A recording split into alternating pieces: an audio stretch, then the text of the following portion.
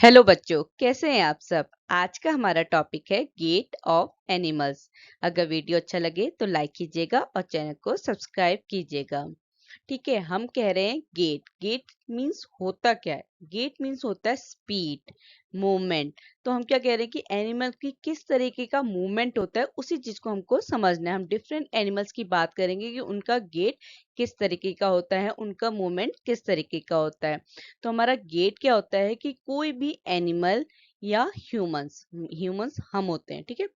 तो एनिमल और ह्यूमन जब क्या करते हैं, सॉलिड सबस्ट्रेट पे मूवमेंट करते हैं, तो उनके जो लिम्स होते हैं, जो उनके बॉडी पार्ट्स हैं, वो किस तरीके का मूवमेंट का पैटर्न है, वही चीज क्या होती है, गेट। ठीक है, गेट क्या होती है कि जब एनिमल्स क्या करते हैं, सॉलिड सबस्ट्रेट पे मूव करते हैं, तो उनकी बॉडी का पैटर्न किस तरीके का है, वही उनकी किसको बताता है, उसके गेट्स को बताता है कि उसकी चाल कैसी होगी, उसका मूवमेंट कैसा होगा। जो हमारे मोस्ट ऑफ एनिमल हैं वो क्या करते हैं, वेराइटी ऑफ गेट्स को यूज करते हैं। मतलब हर एक एनिमल का एक पर्टिकुलर गेट्स होगा, उसकी एक पर्टिकुलर का मूवमेंट होगा।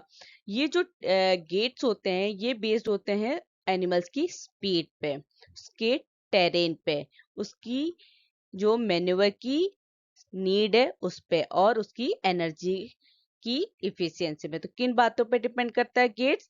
Speed, terrain, need to manoeuvre and energetic efficiency पे डिपेंड करता है एनिमल्स का गेट। अब हम बात कर रहे हैं डिफरेंट एनिमल्स की, ठीक है, क्योंकि अगर हम ह्यूमंस की बात करते हैं तो ह्यूमंस हम है। हमने इससे प्रीवियस वीडियो में पढ़ा कि जब हमारी बॉडी में मूवमेंट होता है, क्योंकि मूवमेंट क्या है, आप बिना एक जगह से दूसरी जगह जाए बिना भी मूव कर सकते हैं। कैसे? अगर आप अपने हाथों को सर्कुलर मूवमेंट में मूव करते हैं तो वो भी क्या होता है, मूवमेंट होता है। अब अपनी आइज को ब्लिंक करें, वो भी क्या होता है, मूवमेंट होता है। अभी हम यहाँ पे पढ़ रहे हैं डिफरेंट एनिमल्स स्पीसीज कि उनमें जो डिफरेंट गेट्स होता है, उनमें जो डिफरेंट मूवमेंट होता है, किस वजह से, कि उनकी जो एनाटोमी है। क्योंकि हमारी एनाटोमी तो ह्यूमंस की एनाटोमी तो क्या है, सिमिलर होती है कि हमारे किस तरीके से हमारे बोन्स हैं, किस तरीके से उनमें जॉइंट्स हैं जो हमारे मूवमेंट्स में हेल्प कर रही है। अब हम पढ़ रहे हैं कि एनिमल्स में किस तरीके की एनाटोमी होती है, किस तरीके का उनका बॉडी स्ट्रक्चर बना होता है, जो उसको उसके मूवमेंट में हेल्प करती है या उसके गेट्स में हेल्प करती है। और साथ ही साथ ये गेट्स, जो एनिमल्स की जो एनाटोमी है इस तरीके से बनी है कि उनके गेट्स को प्रिवेंट भी करती है, कि उनकी उस चाल को रोकती भी है। जो हमारे एनिमल्स की एनाटोमी होती है, या आप कह सकते हैं कि जो उनका स्ट्रक्चर बना होता है, वो उन्हें हेल्प भी करता है और उन्हें प्रिवेंट भी करता है उनके मूवमेंट को।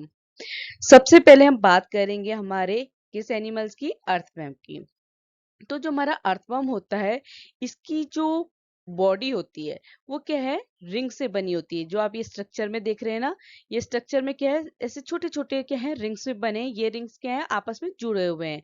मतलब ये देखिए ऐसे, जैसे ये है, फिर इसके बाद जो दूसरी रिंग होगी वो इससे ऐसे जॉइंट होगी, ऐसी करके पूरी की पूरी बॉडी जो होती है अर्थवर्म की, वो क्या होती है, रिंग्स की फॉर्म में होती है। जो हमारा अर्थवॉर्म होता है उसमें क्या होती है, बोन्स प्रेजेंट नहीं होती है। जबकि हमने पढ़ा कि हमारी बोन्स क्या होती है, हमको हेल्प करती है हमारे मूवमेंट में। हमने यही तो समझा कि जो ह्यूमंस बीइंग होते हैं उनकी बोन्स, जो डिफरेंट बोन्स है हमारी बॉडी में, वो हमारे क्या है, मूवमेंट में हेल्प करती है। पर अर्थवर्म में क्या होती है, बोन्स प्रेजेंट ही नहीं होती है। तो उनके गेट के लिए, उनके मूवमेंट के लिए उनको क्या चीज हेल्प करती है, अब वो समझते हैं। ठीक है। अब क्या है, जो अर्थ है, अर्थवॉर्म है, उसमें बोन्स तो नहीं है, पर उसमें क्या प्रेजेंट होती है, मसल्स प्रेजेंट होती है, जो उसे हेल्प करती है उसके मूवमेंट में। कैसे? हमने क्या पढ़ा था कि मसल्स हमारी बॉडी में भी प्रेजेंट होती है, ह्यूमन बींग्स में। मसल्स कैसे करती है, जब मसल्स कॉन्ट्रैक्ट और रिलैक्स करती है तो उससे क्या होता है, मूवमेंट होता है। जैसे आप अगर अपने हैंड को फोल्ड करोगे तो हमारी मसल्स ने क्या किया, क्योंकि मसल्स पेयर में होती हैं, एक मसल क्या हुई, कॉन्ट्रैक्ट हुई, दूसरी क्या हुई, रिलैक्स हुई, तो इससे क्या हुआ, मूवमेंट हुआ, मसल्स का मूवमेंट हुआ। तो अर्थ फॉर्म में भी क्या होता है कि मसल्स क्या होती हैं, अर्थवॉर्म के मूवमेंट में हेल्प करती है। कैसे?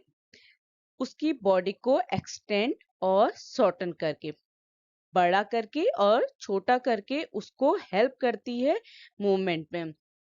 जब क्या है, अर्थवर्म मूवमेंट करता है तो क्या होता है, सबसे पहले जो उसका फ्रंट पार्ट होता है, जो उसका आगे का एरिया है ना, ये क्या करता है, एक्सटेंड होता है, मतलब बढ़ता है।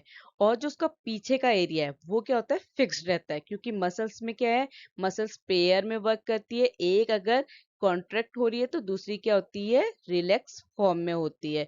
वैसे ही अर्थवॉर्म में क्या होता है, जो उसका फ्रंट एरिया है वो क्या करता है, एक्सटेंड होता है, और जो पीछे का पार्ट है वो क्या कहता है, रिलैक्स में रहता है, फिक्स रहता है ग्राउंड में। इसके बाद क्या हुआ कि जो फ्रंट एंड था, जो क्या एक्सटेंड हुआ, वो अब क्या हो गया, फिक्स हो गया। फिक्स होने के बाद जो हमारा रेयर एंड है, पीछे का भाग है, वो क्या करता है, अर्थवर्म उसको रिलीज करता है। रिलीज करने के बाद जो बॉडी होती है अर्थवर्म की, वो अपने को क्या कर देती है, शॉर्टन कर देती है, छोटी कर देती है। पहले क्या करती है, एक्सटेंड करती है, बढ़ाती है, उसके बाद छोटी कर देती है, जिससे क्या होता है, जो रेयर एंड है, पीछे का पार्ट होता है, वो क्या करता है, अपने को पुल करता है आगे की तरीके को।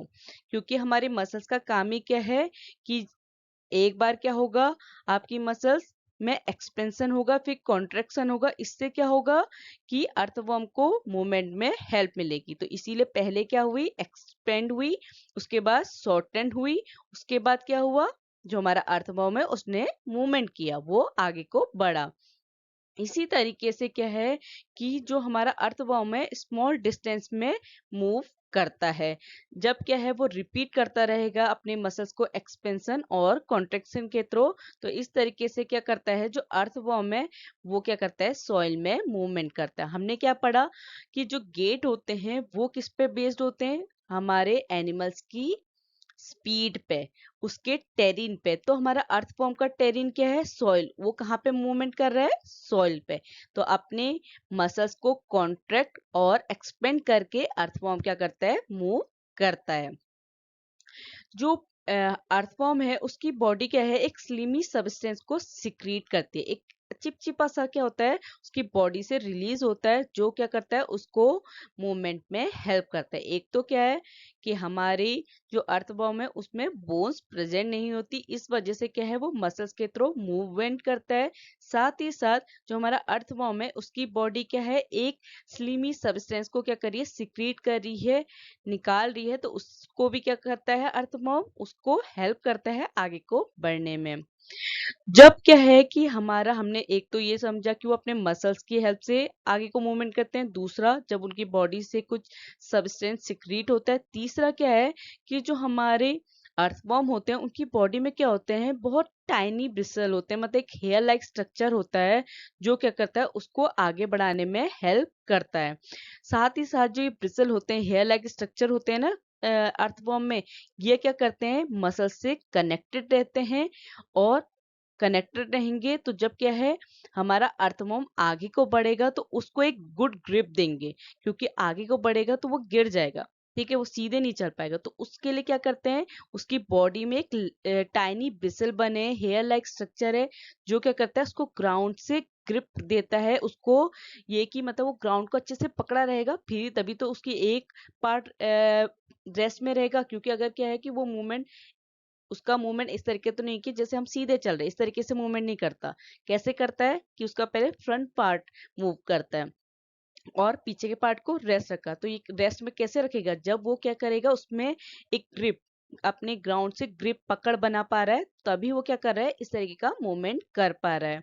यही इसका क्या है, अर्थवर्म का गेट है, कि उसकी इस तरीके की चाल है कि वो पहले फ्रंट को कर रहा है मूव, फिर उसके बाद अपने जो रियर एंड है उसको मूव कर रहा है। हमारा जो अर्थवर्म है जब क्या करता है, वो सॉइल में मूवमेंट करता है, तो वो क्या करता है, मिट्टी को खाते हुए जाता है। तो क्या है, जो अनडाइजेस्ट पार्ट होता है हमारा, उसके जो खाने का, वो जो भी खा रहा है मिट्टी में, तो वो क्या करता है, उसको सीक्रेट आउट करता रहता है। इसी एक्टिविटी में क्या करते हैं, जो अर्थवर्म है हमारी सॉइल को क्या करते हैं, फर्टाइल करते हैं। इसीलिए हम क्या कहते हैं कि जो अर्थवर्म होता है वो फार्मर्स फ्रेंड होता है। क्यों कहा गया अर्थवर्म को किसानों का दोस्त, क्योंकि वो क्या करता है, सॉइल को फर्टाइल करता है। क्योंकि उसके मूवमेंट में, जब वो क्या कर रहा है, मूव कर रहा है, तो जब मिट्टी के अंदर मूव करेगा तो जो अनडाइजेस्ट पार्ट है उसका खाने का, वो क्या कर रहा है, हमारी सॉइल को फर्टाइल कर रहा है। तो समझ गए कि अर्थवर्म कैसे गेट, जो अर्थवर्म का गेट है वो किस तरीके का होता है, उसकी बॉडी स्ट्रक्चर किस तरीके की, उसकी एनाटॉमी किस तरीके की बनी है कि वो उसको मूवमेंट में हेल्प कर रही है। इसके बाद हम पढ़ते हैं दूसरा एनिमल है हमारा स्नेल। जो हमारा स्नेल होता है, आप ये जो पिक्चर देख रहे हैं, ये फिगर देख रहे हैं, ये क्या है हमारा स्नेल। जो ये स्नेल है, इसके जो ऊपर ये अपर पार्ट में जो राउंडेड स्ट्रक्चर है, ये क्या होता है स्नेल का सेल। इसको हम क्या कहते हैं, सेल कहते हैं। ठीक है, ये जो स्नेल का सेल है, ये क्या होता है इसका आउटर स्केलेटन।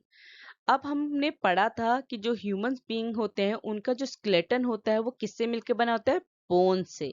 पर स्नेल के केस में क्या होता है कि ये जो सेल है ये बोन से नहीं बनी होती है। हमारा नहीं अर्थवर्म में हमारे बोन से, सॉरी, हमारे अर्थवर्म में भी बोन्स प्रेजेंट नहीं होती है, हमारी स्नेल में भी बोन्स प्रेजेंट नहीं होती। ये स्ट्रक्चर जो होता है सेल, ये हार्ड जरूर होता है पर ये बोन से मिलकर नहीं बना होता है। सेल क्या होती है, एक सिंगल यूनिट होती है और ये हमारे स्नेल को हेल्प नहीं करती है उसके मूवमेंट में। ये क्या करता है कि जो हमारा स्नेल का हेड होता है वो क्या होता है यहाँ पे, यहाँ से क्या होता है जब स्नेल मूव करता है तो ये हेड क्या होता है बाहर आता है। तो ये इसी सेल के अंदर क्या होता है, स्नेल अपने हेड को छुपा सकता है, हाइड कर सकता है। तो ये एक सिंगल यूनिट है जो हमारे स्नेल के ये कह सकते हैं कि उसकी बॉडी में एक जो स्ट्रक्चर है राउंडेड स्ट्रक्चर, ये क्या है इसके हेड को हाइड करने के लिए बना हुआ है, जो हमारे मूवमेंट में हेल्प नहीं कर रहा। मतलब हम ये नहीं कह रहे हैं कि ये स्नेल को मूवमेंट में हेल्प कर रहा है, ये सिर्फ क्या कर रहा है, इसके अंदर क्या क्या होता है। एक तो जब क्या है स्नेल मूव करता है, उसका मूवमेंट होता है, तो ये जो स्नेल की सेल है, ये जो हमने कहा ना ये सेल है जो सिर्फ अपर पार्ट में होती है, मूवमेंट में हेल्प नहीं करी, तो इस सेल में क्या होता है जब ये ओपन होती है, सपोज इस स्नेल ने क्या किया, मूवमेंट किया, ये आगे को बढ़ा, तो क्या हुआ कि इस ये सेल क्या हुई, ओपन हुई। ओपन होने से क्या हुआ, इससे स्नेल का हेड और एक थिक स्ट्रक्चर बाहर को आया। ये थिक स्ट्रक्चर ही क्या होता है, हमारे स्नेल की स्ट्रॉन्ग मसल्स होती हैं, क्योंकि स्नेल में भी क्या है, हमारी बोन्स प्रेजेंट नहीं होती है। तो जब क्या है स्नेल मूवमेंट करता है तो उसके सेल से उसका हेड और एक थिक स्ट्रक्चर या उसकी जो मसल्स हैं वो क्या होती हैं, बाहर आती हैं। जब ये जो मसल्स बाहर आएंगी तो यही मसल्स क्या है, कॉन्ट्रैक्शन और रिलैक्सेशन की हेल्प पे क्या करती हैं, हेल्प करती हैं स्नेल को मूवमेंट करने में। दोनों ही के जब भी आप मसल्स की बात करेंगे, किसी भी एनिमल्स उसकी मसल्स हेल्प कर रही है उसके मूवमेंट में, तो वहां पे क्या होगा, कॉन्ट्रैक्शन एंड रिलैक्शन। क्योंकि मसल्स हमेशा पेयर्स में होती हैं और वो कैसे हेल्प करती है, एक मसल्स का पेयर क्या करेगा, जब कॉन्ट्रैक्ट होगा तो दूसरा क्या होगा, रिलैक्स होगा, तभी क्या होगा, मूवमेंट होगा। तो स्नेल में भी क्या होता है कि उसकी जो मसल्स हैं वो क्या होंगी, जब कॉन्ट्रैक्ट होंगी और रिलैक्स होंगी तो स्नेल क्या करेगा, मूव करेगा। जो हमारा स्नेल होता है इसकी जो मस्कुलर फूट होते हैं, जो कहाँ से बाहर निकलते हैं, सेल से। ये सेल से जब बाहर निकलते हैं, ये मस्कुलर फूट में क्या होता है, एक ल्यूब्रिकेंट होता है। मतलब ये समझ लिए चिपचिपा सा कुछ निकलता है, जो क्या करता है, एक तो उसको मूवमेंट में हेल्प करता है, साथ ही साथ उसके जो इंजरी का रिस्क है कि उसको क्या है कि आगे बढ़ने में जो इंजरी हो सकती है उसको भी क्या करता है, रिड्यूस करता है ये लुब्रिकेंट। और ये कहाँ पे होता है, स्नेल के मस्कुलर फुट में। और ये मस्कुलर फुट कब निकलते हैं, जब स्नेल मूव करता है और ये मस्कुलर फुट और हेड इस सेल के अंदर रहते हैं। ये तभी बाहर निकलते हैं, तभी जब सेल ओपन होता है और स्नेल मूव करता है। और स्नेल और अर्थवर्म में दोनों में बोन्स प्रेजेंट नहीं है, दोनों अपनी मसल्स की हेल्प से मूवमेंट करते हैं। अब बात करते हैं कॉकरोच की। कॉकरोच तो आप लोगों ने देखा ही होगा, ऐसा एनिमल है जो कहीं भी दिख सकता है। तो कॉकरोच क्या है, वॉक भी कर सकता है, क्लाइंब भी कर सकता है और एयर में फ्लाई भी कर सकता है। देखिए कितना ज्यादा टैलेंटेड है कि वो चल भी रहा है, चढ़ भी रहा है, उड़ भी रहा है, इतनी क्वालिटी है कॉकरोच के पास, फिर भी यूजफुल नहीं है। ठीक है, तो क्या होता है कि जो हमारा कॉकरोच क्या है, वॉक क्लाइंब फ्लाई सब कुछ कर ले रहा है। कैसे कर रहा है, क्योंकि ये चीज क्या है, मूवमेंट है, गेट है हमारे कॉकरोच का। अब इसकी बॉडी किस तरीके की बनी है जो उसके गेट या उसके मूवमेंट में हेल्प कर रही है। जो हमारे कॉकरोच होते हैं उसके जो लेग हैं वो कितने पेयर्स होते हैं, 3 पेयर्स, मीन्स उसके 6 पैर है। ठीक है, पेयर्स में है, 3 पेयर्स में है उसके पैर, जो क्या करते हैं उसको वॉकिंग में हेल्प करते हैं, उसको मूवमेंट में हेल्प करते हैं। जो हमारे कॉकरोच की बॉडी होती है वो क्या है, एक आउटर स्केलेटन से कवर्ड रहती है। और ये आउटर स्केलेटन क्या होता है, डिफरेंट यूनिट से बना हुआ होता है, जो क्या होती हैं एक साथ जुड़ी हुई होती हैं, जो उसके मूवमेंट को रोकती हैं। क्योंकि ये जो आप लेग देख रहे हैं, इन्हीं के वजह से क्या कर रहे हैं, वो वॉक कर रहे हैं। क्योंकि ये जो हार्ड स्ट्रक्चर है ना, ये क्या है, इसके मूवमेंट को प्रिवेंट करता है, रोकता है। मतलब जैसे हमारे क्या है, हमने क्या पढ़ा कि हमारे जॉइंट्स हैं, हमारे बॉडी में डिफरेंट जॉइंट्स हैं जो हमारे बॉडी के मूवमेंट में हेल्प करती हैं। वैसे ही क्या है कि ये जो कॉकरोच के ऊपर जो हार्ड आउटर स्केलेटन है वो उसके मूवमेंट को क्या करती है, प्रिवेंट करती है। तो हमारा जो कॉकरोच है उसके सिर्फ क्या करते हैं, लेग मूवमेंट करते हैं, जो उसको आगे बढ़ने में, उसके मूवमेंट में उसको हेल्प कर रहे हैं। और कितने पेयर ऑफ लेग है, 3 पेयर्स। साथ ही साथ हमने क्या पढ़ा कि जो कॉकरोच होता है वो फ्लाई भी कर सकता है, इट्स मीन उनके पास विंग्स होंगी। अब क्या है कि जो कॉकरोच है उसकी ब्रेस्ट पे क्या होती हैं, 2 पेयर्स क्या होती हैं, विंग्स अटैच होती हैं। यही जो अटैच विंग्स हैं वो कॉकरोच को फ्लाई करने में हेल्प करती है। कॉकरोच क्या है, उस पे क्या होती है, डिस्टिंक्ट मसल्स होती हैं। ठीक है, मसल्स होने की वजह से ऑब्वियस सी बात है कॉन्ट्रेक्शन रिलैक्सन होगा। यही मसल्स क्या है जो लेग के पास होती हैं, वो कॉकरोच को हेल्प कर रही है उसके मूवमेंट में, उसके वॉकिंग में। क्योंकि मसल्स क्या है, हमारे मूवमेंट में हेल्प करती है, कैसे, कॉन्ट्रैक्ट और रिलैक्स करके।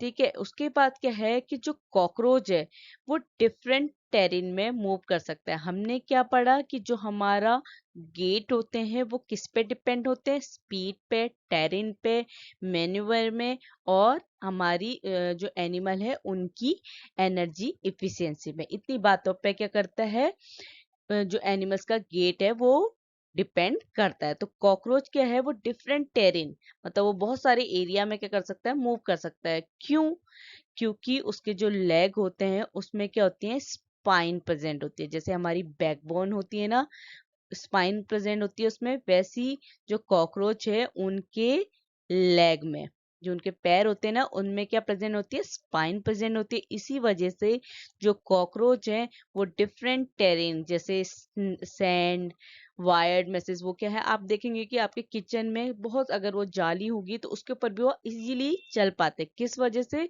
क्योंकि उनके पैरों में क्या होता है, स्पाइन लगा होता है, और उनके लेग क्या है, उनके मूवमेंट में हेल्प कर रहे हैं। और कितने पेयर ऑफ लेग्स हैं, 3 पेयर्स ऑफ लेग। इसके बाद हम पढ़ते हैं, अब आती है बर्ड्स। जो हमारी बर्ड्स हैं वो क्या है, एयर में फ्लाई भी कर सकती हैं और ग्राउंड में वॉक भी कर सकती हैं। जैसे हमारा कॉकरोच क्लाइम, वॉक और फ्लाई तीनों चीज कर सकता है, पर हमारी बर्ड्स क्या है, सिर्फ फ्लाई और वॉक कर सकती है। कुछ बर्ड्स होती हैं जैसे डक, स्वान, ये क्या है, स्विम भी कर सकती हैं, तैर भी सकती हैं पानी में। तो क्या है, डिफरेंट स्पीसीज है जो क्या है, डिफरेंट उनका गेट्स है। कोई बर्ड क्या है, उनकी बॉडी की एनाटॉमी स्ट्रक्चर इस तरीके का बना है कि वो क्या है, पानी में मूव कर पा रही है। कुछ बर्ड्स का इस तरीके की एनाटॉमी, इस तरीके का स्ट्रक्चर बना है कि वो क्या कर रहे हैं, फ्लाई कर पा रहे हैं, और किस तरीके से वॉक कर पा रहे हैं ग्राउंड में। यही चीज हम समझ रहे हैं किससे, हमारे एनिमल्स की एनाटॉमी के, तो कि उनका गेट कैसा होगा, किस तरीके का होगा, उनकी एनाटॉमी उनके स्ट्रक्चर के बेस पे है। हमने पढ़ा कि जो हमारी बर्ड्स हैं वो क्या करती हैं, फ्लाई कर लेती हैं, इजीली फ्लाई करती हैं, क्योंकि बर्ड्स के पास क्या होते हैं, विंग्स होते हैं। अब ये क्यों फ्लाई कर रही हैं, क्योंकि उनकी बॉडी फ्लाइंग करने के लिए क्या है, सूटेबल है। वो क्यों सूटेबल है, क्योंकि जो हमारे बर्ड्स होते हैं उनकी बोन्स क्या होती हैं, हॉलो और लाइट होती है। हाँ, क्या अगर क्या है, बोन्स हैवी होंगी, स्ट्रांग होंगी, तो क्या है, बर्ड्स फ्लाई नहीं कर पाएगी। हॉलो और लाइट होने की वजह से ही बर्ड्स क्या है, क्या कर पा रही है, फ्लाई कर पा रही है। उनका गेट फ्लाई क्यों है, क्योंकि उनकी बोन्स हॉलो और लाइट है।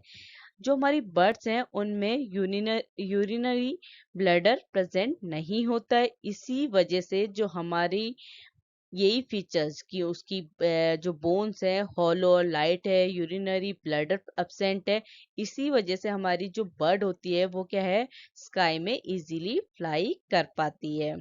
हमने क्या कहा कि जो बर्ड्स होती हैं उनमें क्या होती है, बोन्स प्रेजेंट होती है, जबकि अभी तक हमने जितने भी एनिमल्स पढ़े, अर्थवर्म, स्नेल, कॉकरोच, उनमें क्या होती है, बोन्स प्रेजेंट नहीं होती है। वो मूवमेंट कैसे करते हैं, अपनी मसल्स की हेल्प में। पर हमारे बर्ड्स में क्या होती है, बोन्स प्रेजेंट होती हैं, पर क्या, हॉलो और लाइट होती हैं हमारी बर्ड्स की बोन्स।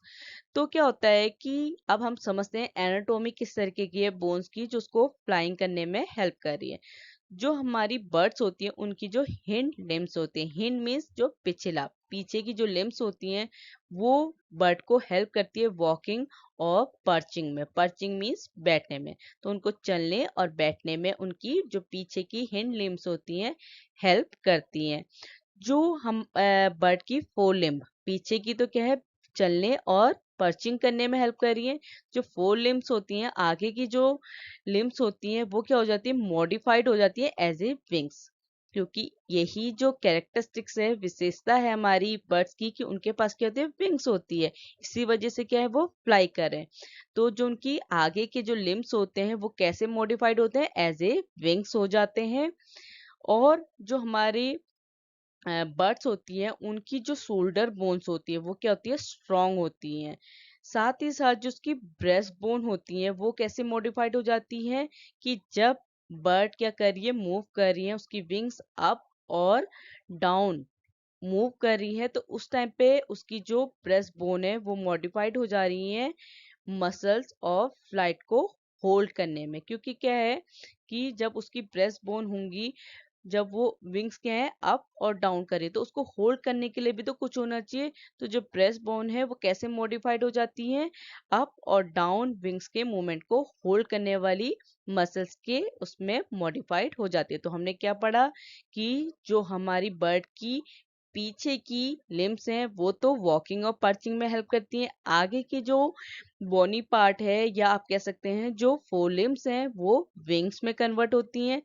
और जो वो ब्रेस्ट बोन है वो किस में मॉडिफाइड हो जाती है, मसल्स ऑफ फ्लाइट की। जब क्या है, बर्ड की विंग्स मूव कर रही है अप और डाउन में, तो वो क्या कर रही है, उसको होल्ड कर रही है, उसकी फ्लाइंग को कंट्रोल कर रही है।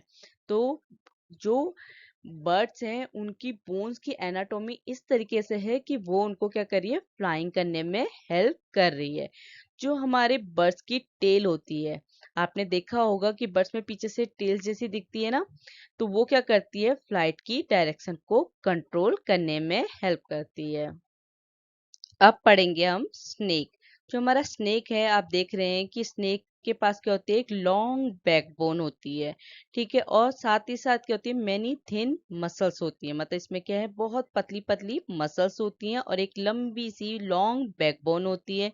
ये मसल्स क्या होती हैं, हर एक मसल क्या होती है, दूसरी मसल से कनेक्टेड होती है, चाहे वो कितनी भी दूर है, क्योंकि क्या है, इसके बाद बहुत लंबी बैकबोन होती है, बहुत लंबा आपको स्नेक देखने के लिए मिल जाएगा। तो हर एक जो थिन मसल्स है वो क्या होगी, हर मसल्स क्या है, दूसरी मसल से कनेक्टेड होगी, जुड़ी होगी, चाहे वो कितनी ही दूरी में होगी।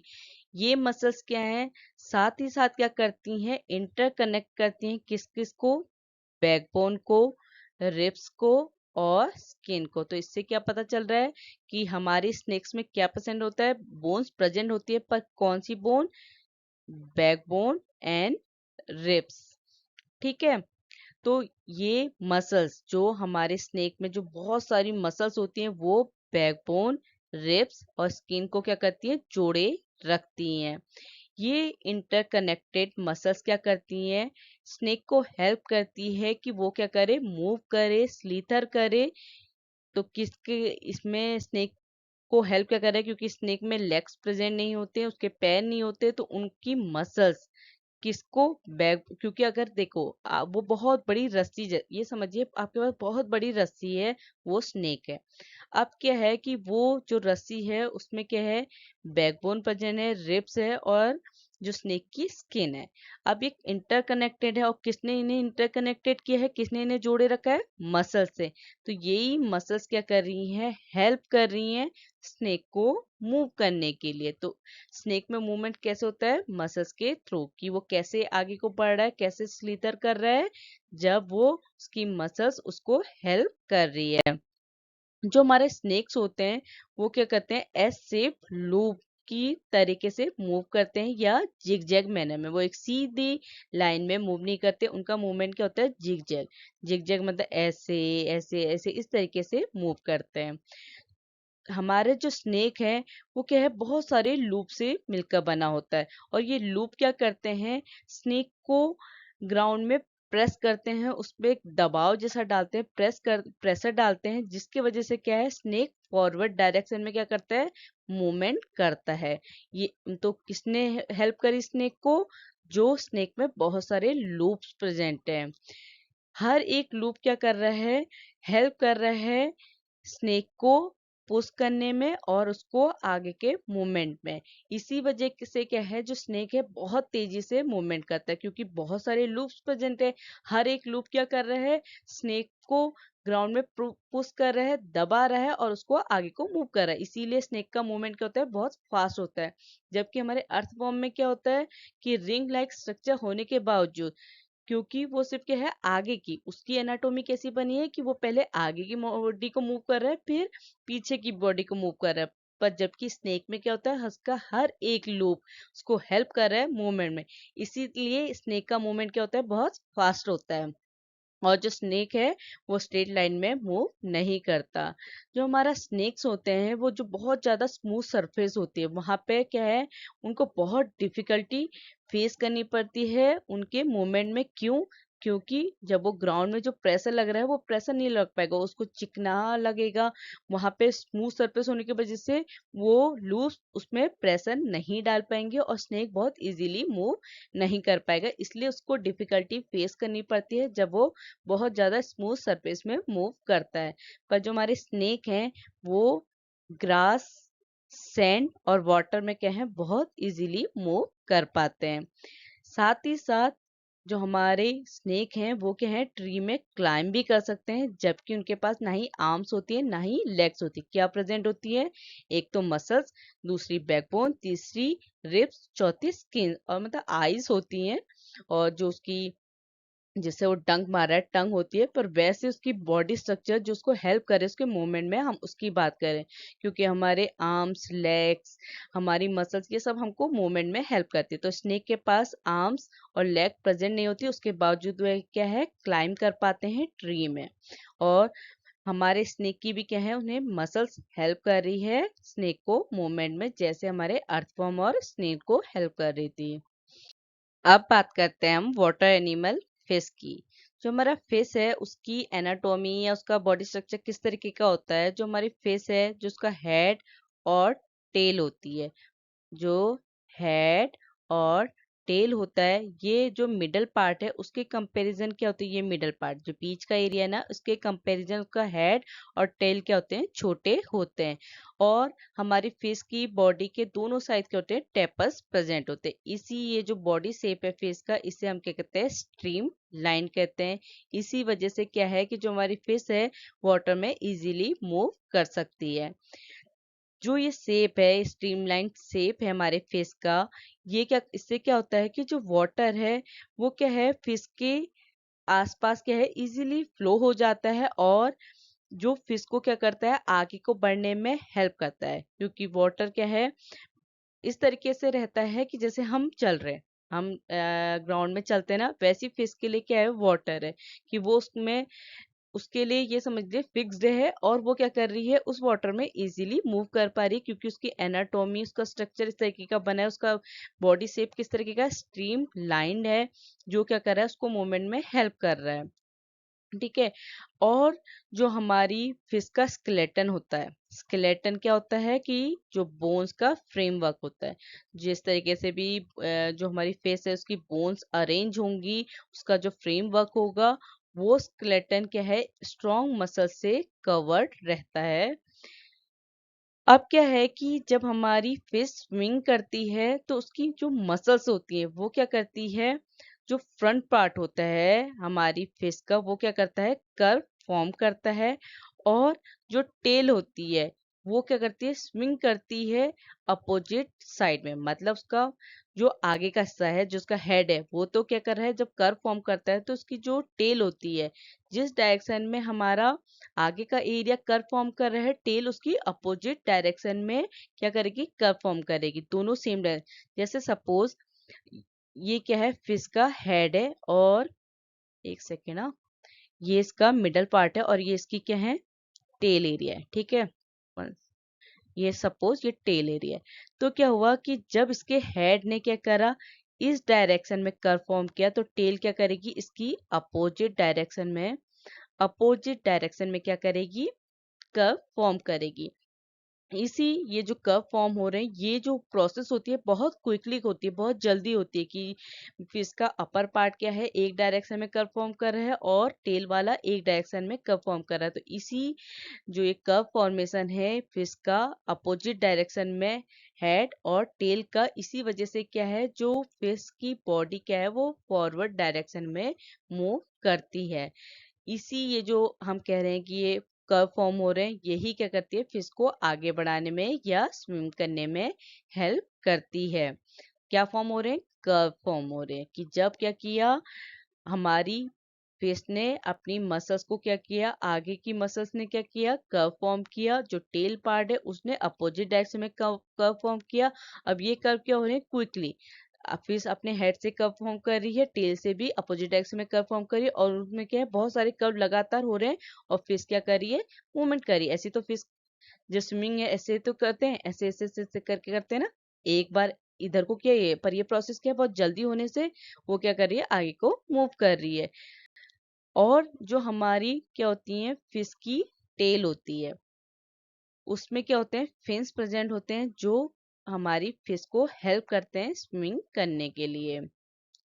जो हमारी टेल है वो क्या कर रही है, साइड टू साइड मूव कर रही है और क्या कर रही है, फिश के स्विंग में उसके मूवमेंट को राइट डायरेक्शन में भी हेल्प कर रही है। किसका काम है, टेल का उसके मूवमेंट में और उसकी राइट डायरेक्शन में हेल्प करना। जो हमारे फिश की टेल में जिस तरीके से फिन प्रेजेंट होते हैं, वैसे क्या है, फिश के जो अदर बॉडी पार्ट हैं वहां पे भी क्या होते हैं, फिन्स प्रेजेंट होते हैं, जिनका मेन काम क्या होता है कि बॉडी का बैलेंस बनाए रखना। कि जो हमारी फिश है वो एक राइट डायरेक्शन में मूवमेंट कर पाए, स्विंग कर पाए, उसके लिए क्या है, उसकी बॉडी में बैलेंस बनाए रखने के लिए क्या है, उसकी बॉडी में फिन्स प्रेजेंट होते हैं, जिससे क्या है, वो एक राइट डायरेक्शन में स्विंग कर पाए। अब क्या है, हमने सारे गेट्स पढ़ लिए, जितने भी आपके कोर्स में एनिमल्स हैं उनके गेट समझा, उनकी एनाटॉमी समझी कि उनके गेट कैसे उनकी एनाटॉमी पे बेस्ड है। कि जिस तरीके के आपके बॉडी का स्ट्रक्चर है, एनाटॉमी है, जो आपको आपके मूवमेंट में हेल्प करी। अगर वीडियो अच्छा लगे तो लाइक कीजिएगा और चैनल को सब्सक्राइब जरूर कीजिएगा। Thank you.